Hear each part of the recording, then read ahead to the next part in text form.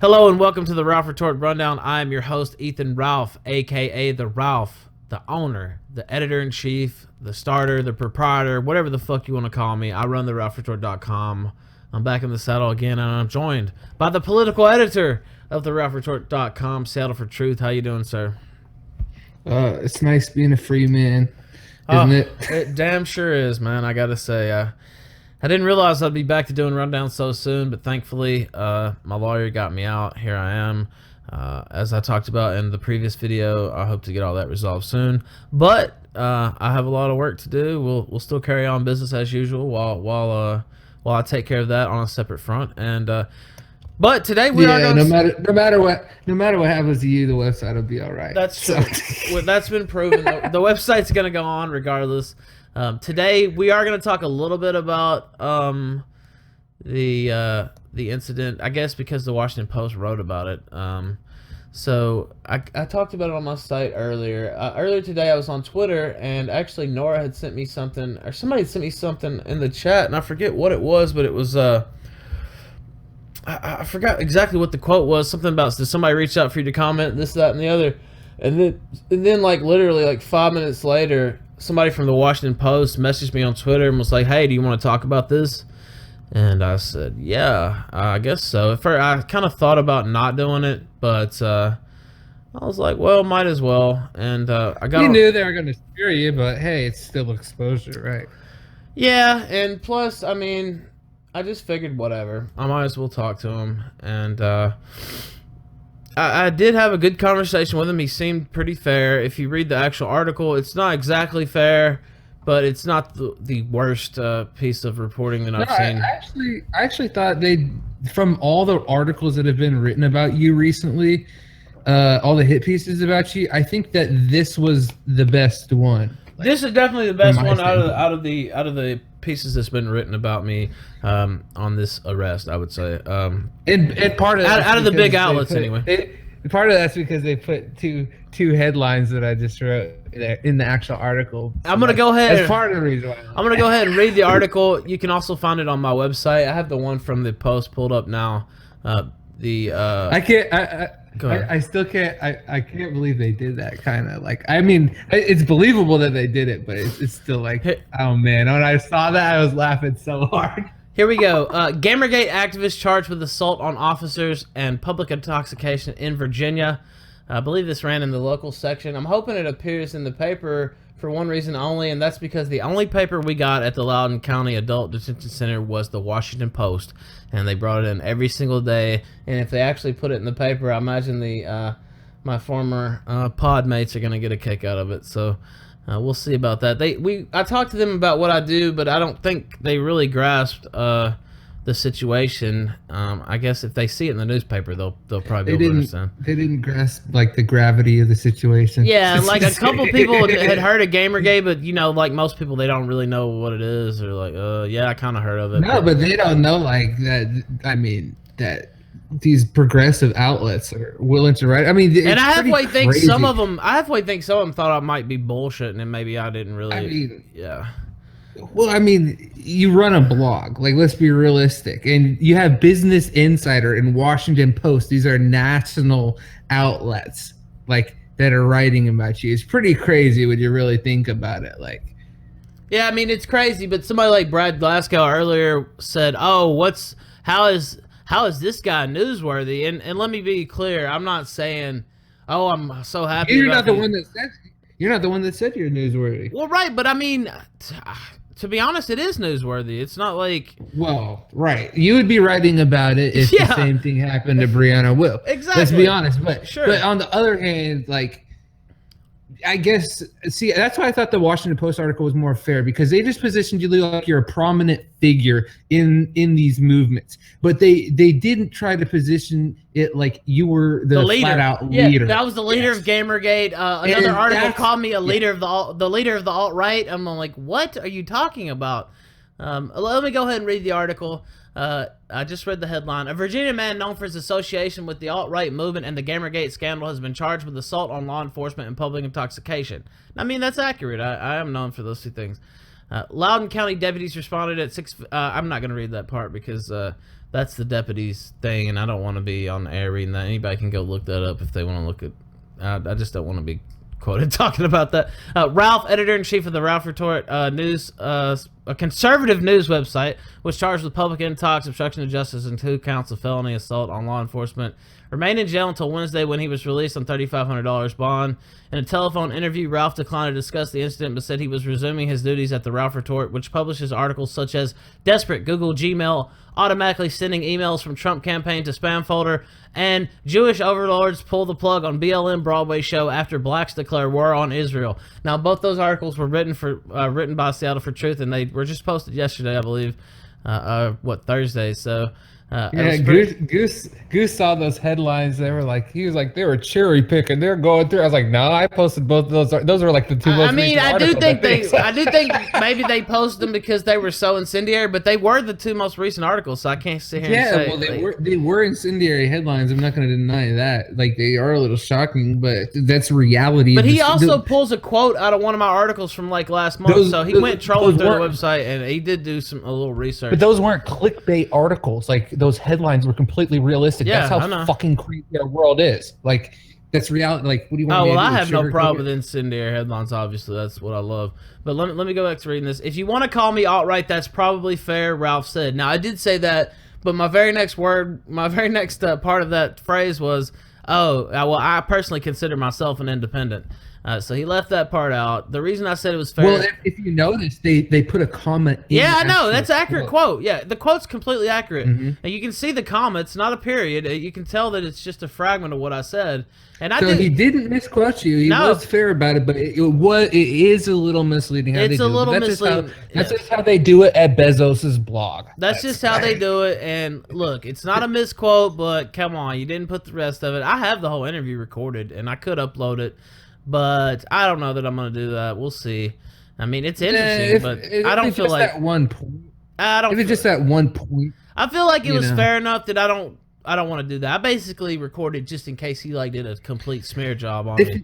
If you ask me, it's a pretty fair piece, especially compared to Business Insider. Yeah. All right, let me read the rest. The alt-right, known for its white nationalism and anti-government sentiment, was now denounced by Democratic presidential nominee Hillary Clinton in a high-profile speech last month. Now, it's funny because right above that paragraph in the story, you can see my picture with Nora Malik of the RalphRetort.com, and also, we're romantically involved, I guess you could say. So I made sure that they used that picture. They asked me for one, and I gave them that one. And made sure they used it. So I just wanted them to put that in there because some of the other articles actually call me a woman hater and all this shit. And you see the white nationalist stuff here in this article, and I just wanted to make sure they had that in there. In this, they didn't specifically say that about you. They're saying this about the movement. So it's like they're not. And that's what I'm saying. They're a lot more fair to you in this article than they. Yeah, I agree with you. And he was fair to. I mean, he reached out to me too. Nobody else has reached out that I've seen. So I got to give him some credit. I talked to the guy. He was nice, and I don't absolutely hate the article. So I don't feel that there's any reason to go after him or try to release all this stuff. But anyway. Release the Kraken. Release it. All right. Ralph is also known for his role in Gamergate, a vitriolic culture war that erupted online in 2014 between those who say there should be more room for women in gaming and those who aren't concerned with inclusiveness. Well, that's an inaccurate description of Gamergate, so I can't co-sign that either. But whatever. I'm beyond worried about. I'm beyond worrying about that sort of thing. It's autism. I'll let the Spurgs handle that. But anyway, some people. This is a quote of mine from a story last month, by the way. Some people really hate me, and for good reason. Ralph wrote last month. I have wrecked countless SJWs. That's social justice warriors. He puts that in brackets for people who might not know what that is. And other assorted progressives/regressives over my last 2 years. Am I the biggest? No. Am I the baddest? No. I have put in some solid work though. My modest paragraph there. Ralph was all. I thought that was pretty cool that they included that statement because it's like it does smear you a little bit, but it doesn't really. I mean, it depends which side you're on. Yeah, I mean I didn't expect them to put that in, so I was definitely fine with them putting it in. They also linked to a lot of these articles. They linked to the website. So Yep. So they bumped up your Google. that's right. They helped the old page rank, and ranking. that's good. They helped us in the algorithm. So I can't really hate. Now listen, I know some people say Ralph's happy that he got that they're writing about his alleged crimes and all this. No, I'm not. No, but I'd much rather you know get. what? You said you were gonna make lemonade out of some lemons, so you might as Well, well. I mean, yeah, and I'm not, like I said in the video earlier, I'm not laughing about the actual allegations. I still got to settle all that. It's very serious stuff, and I don't want anybody to mistake what I'm saying here. But the media reaction is kind of amusing to me, and this falls in that same vein. Here's a little bit more from the article. Ralph was also accused of doxing game designer Brianna Wu, publishing documents containing her personal information online. Wu fled her home in 2014 after receiving death threats. That's also not true.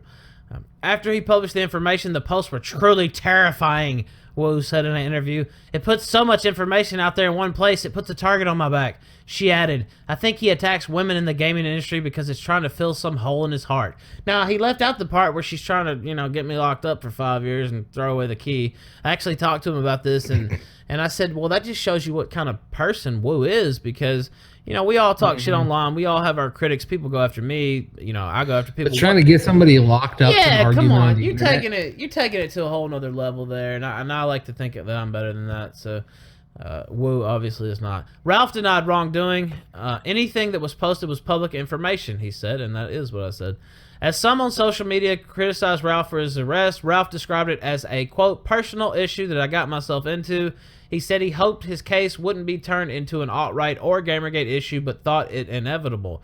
If one of my adversaries or critics had gotten arrested, there's a good chance I would have written about it too, he said. Ralph is due back in court on October 25th. So, now, while there's, some parts in there I don't agree with, a little inaccurate framing, and the stuff about Gamergate I don't co-sign, on the whole, and considering the source and considering it's the mainstream media, it's, it's all about as good as you could hope for, to be honest. So, I wasn't too displeased with it. The guy was cool when I talked to him. Some people were just like, Ralph, you know why they're writing about you? They're just trying to make you look bad. And yeah, I mean, obviously they weren't writing. The Washington Post wasn't writing about me before I got arrested, so I definitely realized why they covered it. But all things considered, I think it went okay. And they were going to write about it anyway. I agree. They were already writing about it. That's the thing. And well, yeah, I think it was good that you got a few quotes and got to give your side of the story. That's why I think. I mean, their article was the best because of that. Because they actually reached out to you. I can't blame the other guys because you're still locked up. So I mean, it's kind of hard to reach out to you when you're behind bars. Well, that's a fair point. But also, I mean, at the beginning, he asked me did I want to give my side of the story, and I said no. Because this, it's not the time or place. If I wanted to do that, I could just do it right here. But that's for the the legal people to handle. I'm not interested in giving an alternate version of events, at least at this point. So it's just not my interest to do so. He did ask me. I said no, thank you. But we could talk about some of the stuff surrounding it, and that's how I've been trying to handle it. Let's pull up a couple of the articles that he talked about here to finish this off. The email one. Why don't you talk about that a little bit, and I'll try to pull it up. Headline is desperate. Google Gmail automatically sending emails from Trump campaign to spam folder. Now, how did you find this out, and what did you write about? Well, it wasn't even me that originally found it, because I'll find a lot of stuff like when it's Google News that's censoring stuff, but people on the Donald actually found this, and I think, one of the Slack members sent me this thing. The Slack Illuminati sent you this? But I checked it out. I mean, I didn't just rely on some guy on the Donald Reddit talking about it. I went into my own Gmail and checked it out because I'm in Donald's emailing list because I've been to rallies before. That's what I mean. Like when you get a ticket for the rally, it'll put you in the emailing list. Right. So I went and checked, and it's all going straight to the spam, and plus the one from the Washington State, thing, the Trump thing. Like it's all going to the spam, dude. Like, I mean, how Orwellian is this? By the way, a couple of people sent me on Twitter that things confirming it, that it was going to their spam folder as well. So this is definitely an issue, and I mean, I don't see how Google can try to justify that really. Yeah. I don't need. I mean, we basically talked about the article. We don't really need to read the whole thing. It'd probably be rehashed. But I do want to. Let me read a paragraph. These tyrants are scared to death of Trump getting elected, and every day they reveal more of their authoritarian and anti-democratic nature. It's terrible that they're censoring and trying to subvert the American public through methods that would be expected from North Korea. But at least they're taking off their mask and being so brazen about it. At least we can expose their treachery for the world to see. I like that paragraph there. So, yeah, I mean, Google. I want to read. I want to read the end. Yeah, Okay, considering Google meets with the Obama administration 2 times a week, this sort of obvious attempts at elections rigging should not be tolerated. Remember, Google gets billions of dollars in tax breaks from the Democrats, and now they're abusing their powers to censor emails from political opposition. No company should be getting billions of dollars in tax money simply to use it in subverting political elections. Big tech is openly attempting to sway the election, and they're more than happy to destroy American democracy and to push a globalist anti-American agenda in the process. Oh, and then one last thing. By the way, this show is sponsored by Google. So yeah, yep. But thank you, Google. Anyway, go ahead. Yeah, thanks, Google. Thanks, Obama, too. Thanks, Obama. Ironic. It's ironic that they whine about Russia interfering with when big tech is literally trying to determine the results of the election through underhanded means and KGB-style tactics. As usual, they're just projecting. These evil tyrants need tribunals. No, it might be a step further than. I don't know if I'll for tribunals. I'm not advocating any extrajudicial. No, just anything. No, okay, that was that one. That's a political opinion. I think they need tribunals. Well, you didn't say what the tribunal should do. You just said, All right, so now this is the one I really want to talk about. Jewish overlords pull the plug on BLM Broadway show after blacks declare war on Israel. Now, I almost took out the overlords part because there's a little... there's a little connotation, but there's a little, Jewish merchant imagery there when you see the overlords part. But I left it in because. But there were the overlords of the Broadway show. That's what I meant. I didn't mean over the whole. Yes, I know. That's exactly why I left it in. But I know a lot of people. They're like, oh, okay, they're going. But the actual article, I don't even think it was anti-Semitic. Like I'm actually saying, like I don't blame the Jews for turning on Black Lives Matter. Because Black Lives Matter turned on the Jews. I mean, that's just how you do business. Like, unless you're a cuck, you know what I mean. And apparently, the Jews aren't cucks. So I respect. They're not known for their cuckery. At least they haven't been in a while. So let me go ahead and read the article because we need to take up a little time anyway. And I like this subject: Blacks versus Jews, round 2 fight. Ever since the more radical offshoot of Black Lives Matter, the Movement for Black Lives, released their official list of demands wherein they declared war on Israel, Jews have been fighting back. I've covered how even the Anti-Defamation League, who had been planning for months to include BLM indoctrination courses in Common Core curriculum, abruptly wiped their entire website clean from any references to BLM after the list of demands dropped on August 1st. We did a video on that, by the way, and it's definitely worth watching. But today, the war between Black Lives Matter and former Jewish allies rages on, and a new skirmish hits the headlines. A cabaret club that was scheduled to host a benefit for BLM on Broadway has completely backed out, citing BLM's new views on Israel. From the New York Times. This is from the New York Times. Oy vey. That's definitely a big place for this to be appearing. A popular Broadway cabaret club has canceled a concert benefiting Black Lives Matter, citing the movement's criticism of Israel. The owners of Feinstein/54 Below, a small performance venue just north of Times Square, this week emailed ticket buyers to the event, informing them of the cancellation. In a separate message to participants, the owners cited a platform released this summer by a coalition of groups affiliated with the Black Lives Matter, easy for me to say, movement that declared Israel as an apartheid state and denounced what it described as the genocide taking place against the Palestinian people. The concert was scheduled for Sunday, September 11th, I see, and would have been directed by the actress Tanya Pinkins from Caroline or Change. In the note to participants, 54 Below said that its owners and managers strongly believe in and support the general thrust of the goals and objectives of the Black Lives Matter movement. It continued, However, since announcing the benefit, they become aware of a recent addition to the BLM platform that accuses Israel of genocide and endorses a range of boycott and sanction actions. The statement said, as we can't support these positions, we've accordingly decided to cancel the concert. And that's the article. I'll just finish up. There's just a couple more paragraphs, and you can give a little more background on it. Frankly, I can't blame the organizers of the event for bailing. I mean, they originally thought they were going to be hosting an event to raise money for a group that supposedly fights against police brutality, but ended up with an event to raise money for a group that thinks Israel has no right to exist. That's obviously not what they signed up for.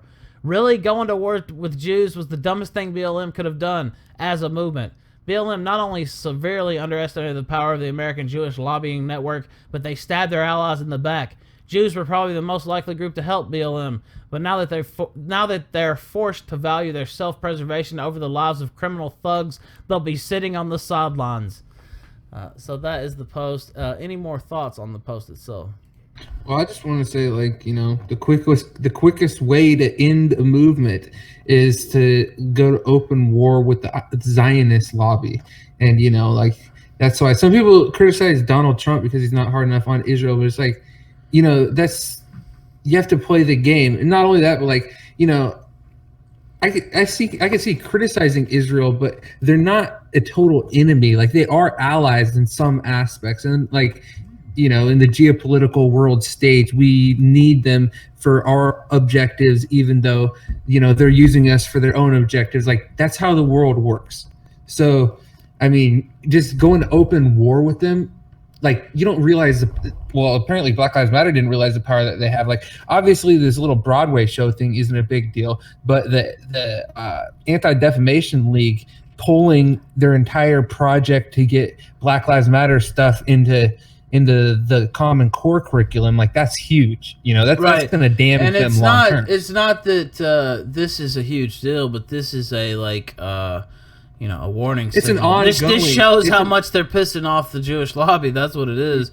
And you're seeing really more and more stories like this where they. Yeah, this isn't a huge deal, but it's just by itself, it's not. But it's all adding together. It's just eating popcorn and laughing at it, really. Exactly.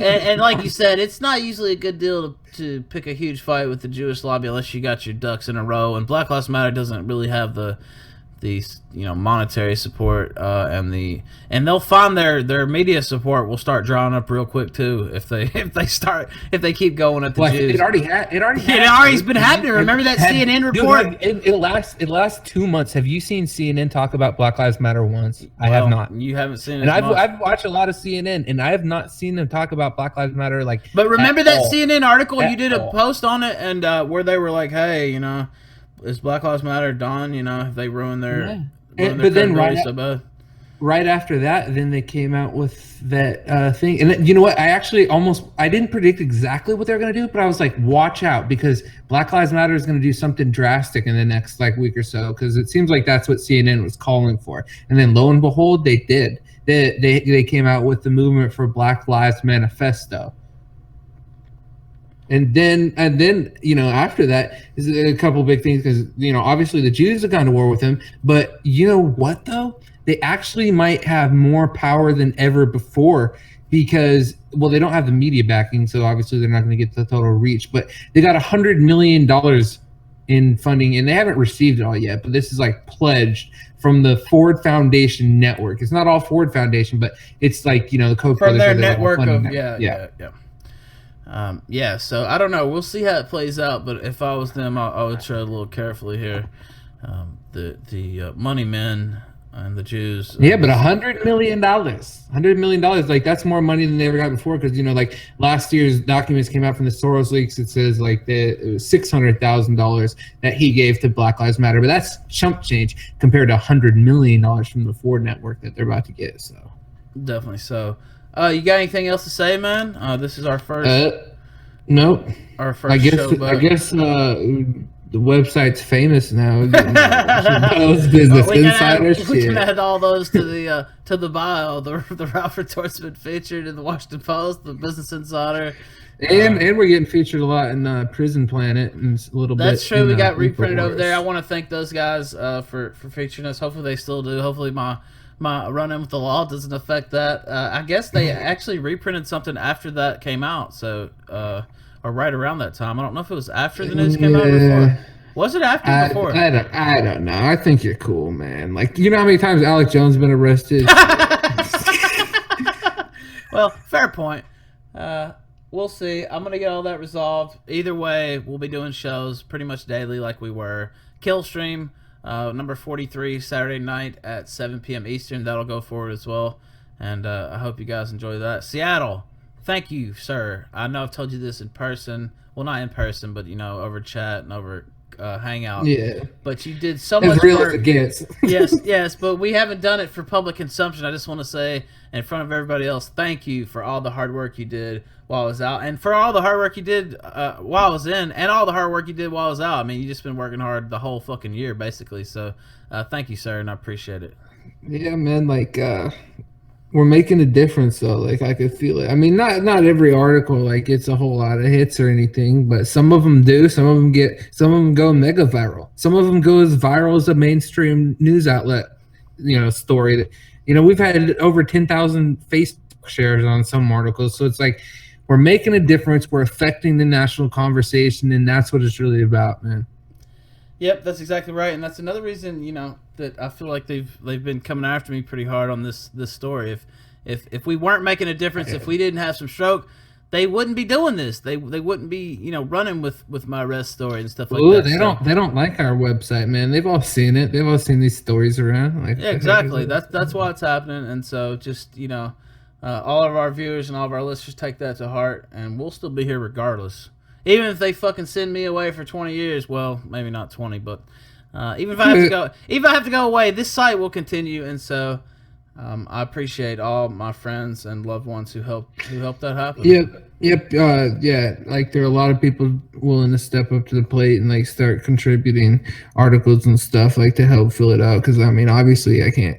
Obviously, I wouldn't be able to do it all on my own. Oh yeah, there were other people. I just wanted to thank you specifically while you were here. Well, I did do like probably 25 or yeah, no, you did a lot of posts. You did more thing. posts, I'm pretty sure, than anybody else.